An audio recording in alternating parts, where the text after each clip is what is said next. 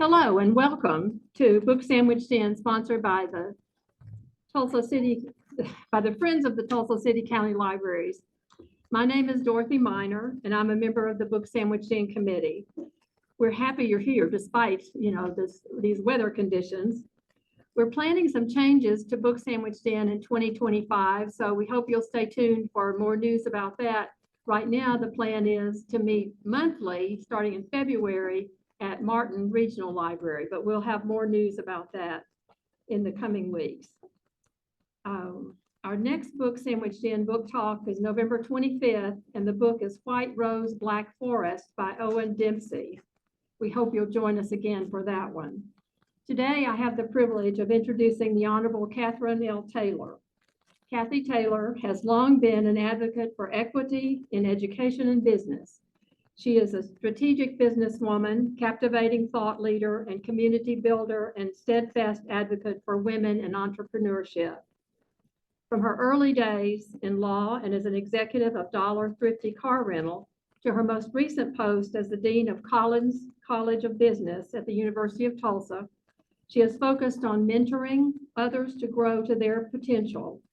Kathy has set the standard for including women in the highest ranks of decision-making, serving as mayor of Tulsa, Oklahoma Secretary of Commerce, Tourism and Workforce, and on national boards, including Sonic Corporation, National Car Rental, and Dollar Car Rental. However, Kathy's passion for her community and vision for Tulsa's future extend far beyond economic development. As founder and CEO of Impact Tulsa, she worked to improve access and education outcomes for Tulsa children. She also served as chair and director of Reading Partners, which focuses on improving reading proficiency for students in underserved areas. As part of her legacy of service, she and her husband founded the Lobeck Taylor Family Foundation, which funds projects for entrepreneurship and education. Her service to her community is renowned. She has been honored by numerous civic and education organizations, including Oklahoma Women's Hall of Fame, the Oklahoma Center for Community and Justice, and the U.S. Navy as ship sponsor for the USS Tulsa LSCS-16. Most recently, she was awarded the Raymond and Nancy Feldman Lifetime Achievement Award by Tulsa Global Alliance. Please join me in welcoming Kathy Taylor. Wow, thanks. That was very nice. Thank you so much. I'm going to push OK on this so I can make sure I'm on the Zoom channel. Okay. Well, I'm so excited to be here and really excited, Dorothy, to have read this book. I don't know that I would have stumbled upon it, and it is a great book. Has anyone here been to Iceland? Been to Iceland? Yeah. And yeah, has anyone read the book? That's what you're going to answer. It is a really great book, and I will say, if you haven't been to Iceland, I highly recommend it. It's a fascinating, beautiful country, very progressive, both in terms of gender equity, welcoming to immigrants, and also in terms of climate change. The entire country is geothermal. And so despite the fact that they have some harsh weather, you don't really have to worry about driving on their roads. And when I was there, I went boating and watched some icebergs calve. I ice hiked with they're called clamp-ons, I think. They are these metal things you put on your feet to hike up ice cliffs. I made it up and almost all the way down without falling, but ultimately took a little spill and then went biking down the beautiful Icelandic road. So anyway, I highly recommend it. But this book is fascinating, and I think, it could be a little bit, in an odd way, kind of a Cinderella story, but with a very heartfelt, important meaning. So the author, who is Eliza Reid, is from a rural town in Canada. That's where she grew up. She went to Oxford, and she had the opportunity to bid on a date with a gentleman who ultimately ended up, she moved to Iceland, she married him, and he became the prime minister. And so she, by training, was a journalist, but she became, as spouses of elected officials often do, not my spouse, but many do, she became the first lady. And the book really looks at gender equity through the lens of being the expectations, some appropriate, some not, as the First Lady of Iceland. So the term Sprakkar, I don't speak Icelandic. It's a very difficult language. I'm not going to pronounce the names of the characters in the book very well because they have a lot of vowels and consonants together that don't work well for me. But the word means extraordinary women. That's the word that Sprakkar means. And she really uses it as a framework to interview famous women and women in everyday life across Iceland who've made a different and made significant contributions. She talks to politicians, she talks to athletes, she talks to artists and everyday citizens and men and women, and talks about their commitment and Iceland's commitment to gender equity, parity, and social progress. You may know that Iceland has topped the World Economic Forum, their first in gender equity in the world.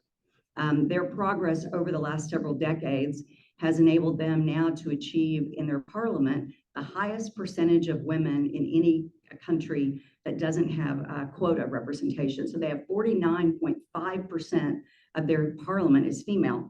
And having served both as an elected official and in state government and hanging out with our legislature, I can tell you when there's a woman's voice at the table, it changes the dialogue, right? Because we still have the primary responsibility for care and the care economy, and those voices at the table make a difference. And I think she would attribute some of the progress that Iceland has made to that change.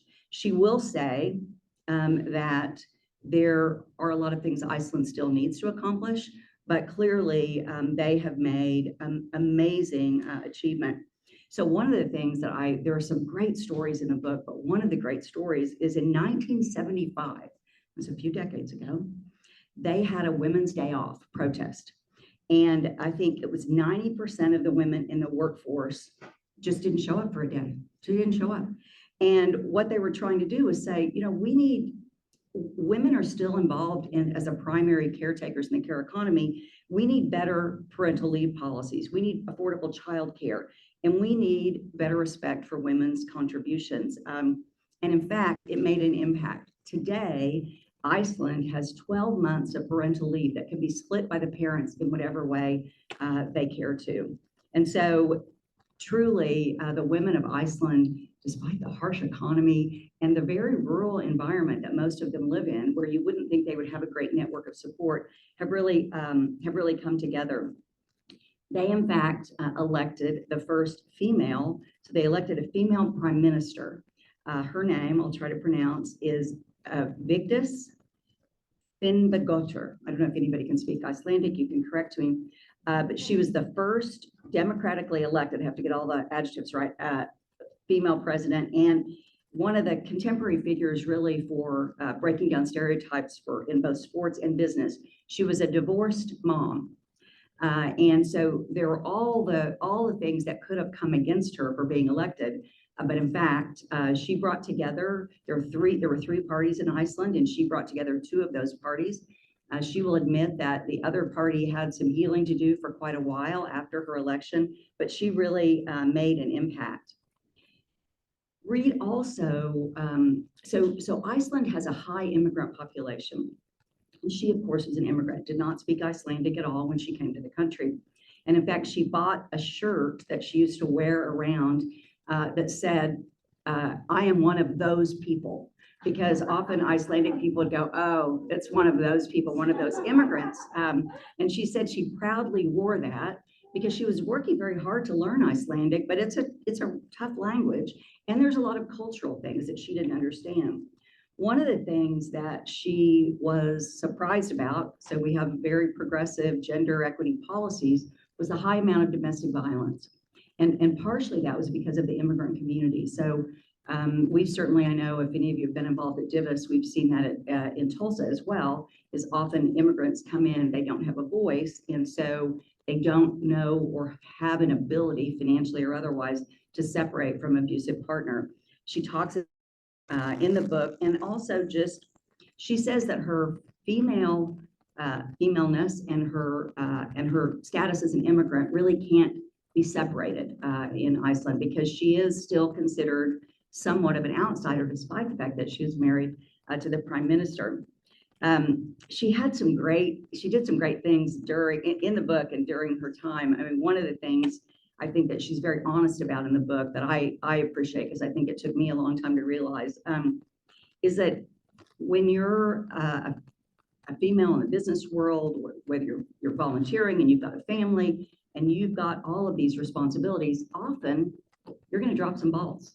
Like there's going to be dust in your house, your dishes aren't going to be done, your kids are maybe not going to look, maybe not going to be dressed as you would hope in your mind to be perfect. And so she really says women need to remember that it's okay not to be perfect. You're going to drop some balls. And she uses a phrase that I love and use a lot, and that is, you have to put your own oxygen mask on before helping others, and then you have to breathe deeply.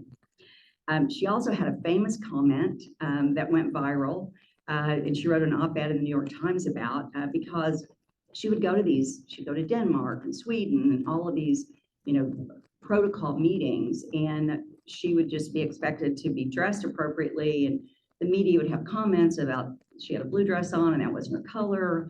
And she decided that what she could do as First Lady, even though it was an undefined role, is show the contributions that women make and stand up for that. And so she has this famous comment that she says, "I am not my husband's handbag, to be snatched as he walks out of the door and quietly displayed as he does his work." And she continued, she had 4 children, they had 4 children together, and she continued to work as a journalist. And the New York Times op-ed, she didn't tell any of the staff, which is probably horrifying to her husband, at the prime minister's office, that she was publishing this editorial. And she said the night before, she was literally kind of physically sick because she didn't know what the response would be. And she didn't know if people would think she was being a little elitist, because obviously she felt like she had a privileged position to be able to even say these things. And actually, it was incredibly well received, and she has now spoken really all over the world about the women's role in the economy. She also started a writers' conference in Iceland, so to bring tourists to Iceland, but also because she loved writing. And when she looked for funding for this conference, she realized in Iceland, much like in the US, 95% of the venture capital funding was controlled by men and 2% went to women. And so she realized she had to reach out to make men allies as well. She also notes that when she was looking for money and she was doing this conference, she was pregnant with her 4th child, that she was asked questions like, well, who's going to take care of your children when you're at this conference? And can you really make these decisions about this conference? And she said, I needed to call that out because I needed people to understand those weren't questions that were going to be asked by men who are doing similar things.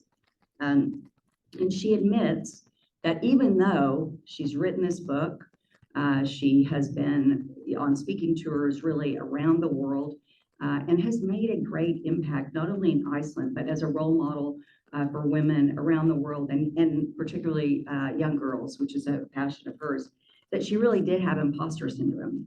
And she was asked to stand up for a picture one day with women, the prime minister and other women who have achieved great things in Iceland. And she said she just stood to the side. She didn't want to come up in the picture because she felt like she hadn't, quote, earned it on her own. And the other women who were in the photograph said, of course you've earned it on your own. You could have not spoken out. You could have not used your position, your voice. Yes, you were lucky to have that position and voice, but there are people who would not have used it, and you did. You deserve to be in the picture. And so she uses that story to help explain, to women that every woman's voice makes a contribution, and that even as an outsider in Iceland, she could make a contribution in Iceland and elsewhere. And it was her voice and her work, and she needed to take credit for that. I was thinking about, as I have done a lot of policy work over the too many decades that I care to say in my life. But I was thinking about what can the rest of the world learn from Eliza Reid's book. And I think one of the things is Iceland's success was never accidental. It was never accidental. Policies like the shared parental leave that came from the Women's Day of Protest, they have very transparent pay structures, are all things that promote equality. And they aren't just pieces of legislation, but they're demonstrated really in everyday life in Iceland, obviously electing the first prime minister. And as I always like to say, you can't really legislate social mores, right? So you can have the legislation, but the cultural shifts are so important that accompany that legislation. I used to say at the city, you know, I could make decisions and issue executive orders, but I found early on that if I kind of stuff things down people's throat without getting their input and their cultural shifts, it came back in a pretty back up in a pretty ugly way. So Iceland has really cultivated an ethos of equality. And as she will say, it's not perfect, but it's a social norm in Iceland. To not think about equality and women's contributions is outside the norm in Iceland. She also notes, and I think, you know, it would be hard to disagree with this, as demonstrated partially by the Women's Day off in 1975, that the empowerment has to be collective. There has to be a network that we all come together around, men as allies, women.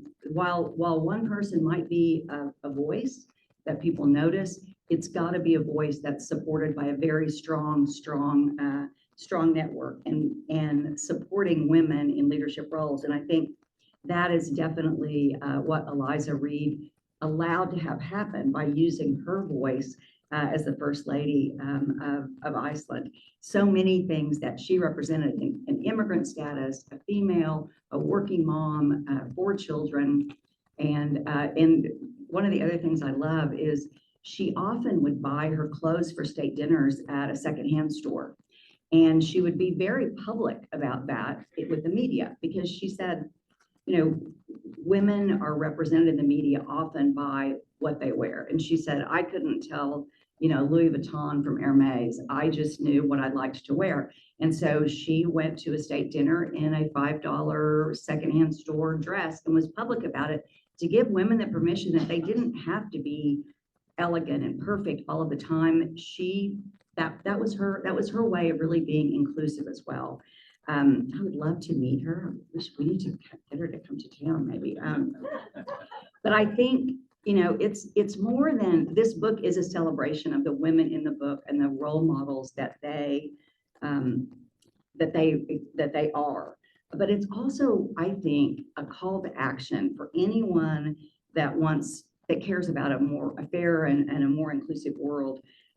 It's very engaging. It's very storytelling. It's an easy book to pick up, lay down, and pick back up because the stories are all about different women in different areas of equity.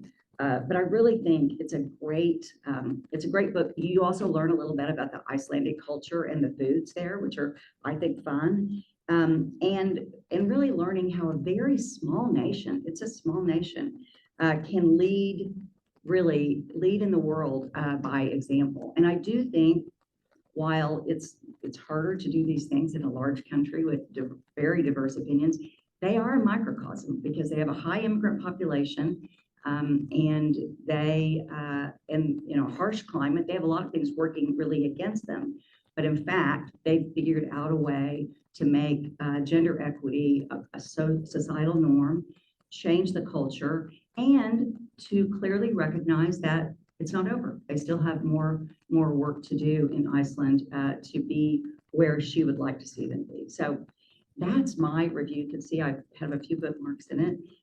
It was a great book, and I really I recommend it. I think it would be a great book club book because it's a great discussion as to how her work and the work in Iceland has impacted the rest of the world.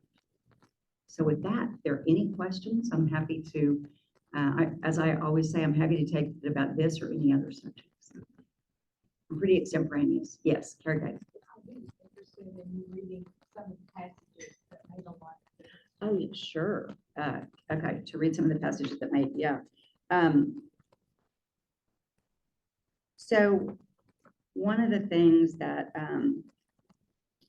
she said is when she was talking about how she could use her impact to make a change in the world. She said, since becoming First Lady, I learned to morph from Eliza changing, that was her name, obviously, changing wet bed sheets and wiping stray child snot off the sofa in the morning, to Eliza putting on a crisp suit or a to-the-floor gown later and having the image appear in the paper, on television, or online. I began to learn how both I could use that to my advantage to carve the image of how I wanted to be seen, and how society was already imposing some unrealistic expectations of their idea of a first lady through media coverage. So I thought that was interesting. She's a clearly very introspective woman, and really thought a lot about what her impact was on other women. And she said, my identities as a woman, as I said, and as an immigrant are inextricable. My experience has been positive, but a 2020 Gallup survey reveals that Icelandic tolerances to immigrants are now at 8.41, second only to my home country, Canada, in the global rankings.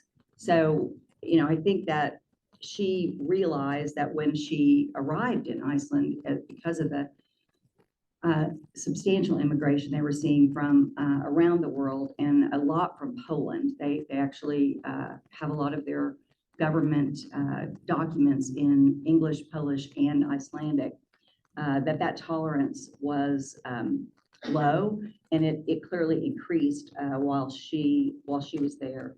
So she recalls also a time when the first time in the 65-year history, Icelandic's Association of Sports International, which is traditionally a men's territory, annual awards for Athlete of the Year, Coach of the Year, and Team of the Year all went to women. That's a huge change, because I think, it's often harder to change in very male-dominated industries or areas. I can attest to that, having been in one of those, or several of those actually. So those are some of the books, but I'm happy to share with you the passages. Any other questions? Yes.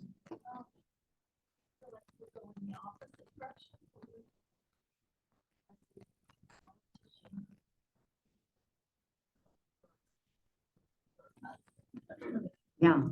Well, I'm giving myself to January 1 to actually answer that question. But someone said to me last week, hope is a discipline.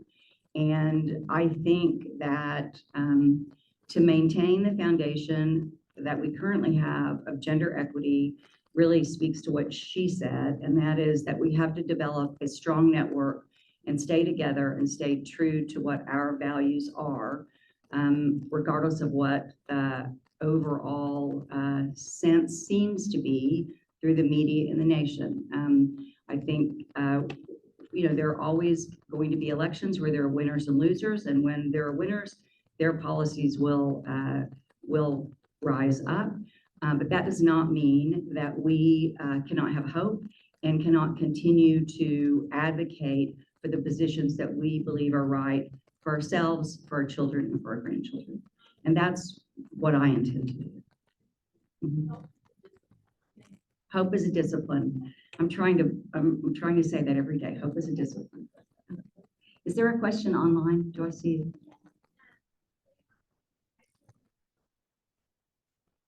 That is a great question. Can somebody Google that? I think they are, but is Iceland a member of the United Nations? I don't, that's a great question, but I actually do not know. And I will tell you that they are. Okay, very good. Thank you.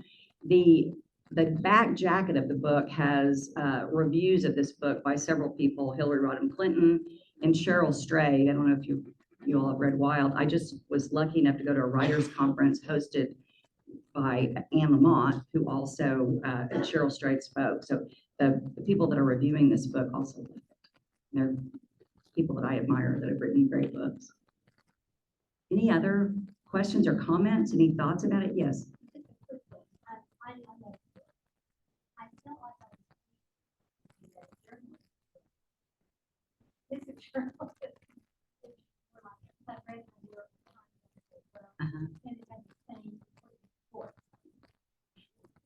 Yeah, I would agree. I loved the way she interviewed people because she would often go to their home or she would go to an Icelandic traditional celebration and very much, I think, acted as a journalist, gathering information. And I think I got the sense it helped her to begin to kind of fit in a way, not assimilate, but fit in a way that made her understand how her voice could best be used as she interviewed these other women. Yeah, I really thought that her methodology was amazing and her storytelling ability exceptional. It was an enjoyable book.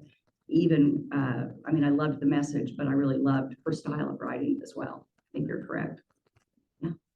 Any other questions? Dorothy, any questions? I think as a journalist, that gave her perspective in writing it, so that she was a little bit objective, even though she was immersed in the culture. Yeah, I agree. I mean, that's what I liked about her honesty is saying, you know, well, there was one woman who was elected to Parliament who breastfed her child in Parliament.